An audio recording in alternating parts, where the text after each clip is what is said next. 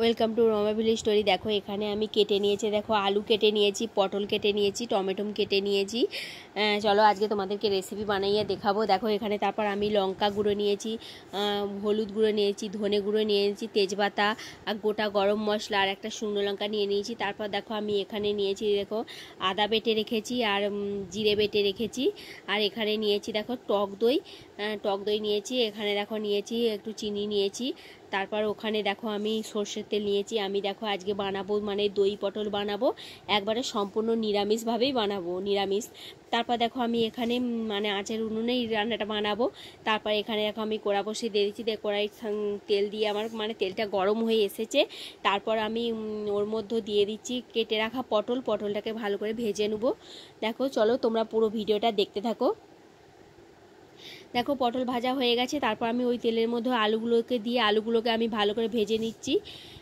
দেখো আমার আলু ভাজা হয়ে গেছে। দিয়ে আমি গোটা গরম মশলা আর তেজপাতা দিয়ে আমি মানে টমেটো দিয়ে মশলাটাকে ভালো করে কষিয়ে নিচ্ছি। সব রকম মশলা দিয়ে গুঁড়ো মশলা বাটা মশলা দিয়ে ভালো করে কষানো হয়ে গেছে। তারপর আমি ফাটিয়ে রাখা টক দইটা ওর মধ্যে দিয়ে দিচ্ছি।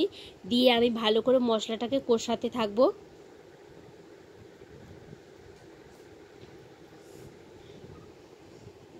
দেখো আমার মশলা তারপর কষানো হয়ে এসেছে। মশলা থেকে মানে যতক্ষণ না তেল ছাড়বে ততক্ষণ দেখবো কষানো, তারপর তেল ছেড়ে গেছে মানে মশলা কষানো হয়ে গেছে। তারপর দেখো আমি সামান্য জল দিয়ে তারপর মশলাটাকে ফুটিয়ে তারপরে দেখো ওর মধ্যে ভেজে রাখা আমি আলুগুলোকে তুলে দিচ্ছি। আলুগুলো আমার হালকা সেদ্ধ হয়ে এলে তারপর আমি ভেজে রাখা পটলগুলো ওর মধ্যে তুলে দেবো। দিয়ে আমার একটু মানে নাড়াচাড়া করে তারপর চাপা দিয়ে দেবো। তারপর ওইটা আমার দই পটলটা হবে রান্না। দেখো বন্ধুরা কেমন লাগছে ভিডিওটা।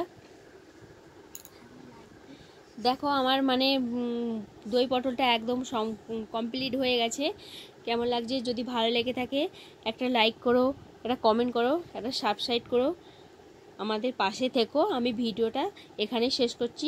দেখার জন্য অসংখ্য ধন্যবাদ।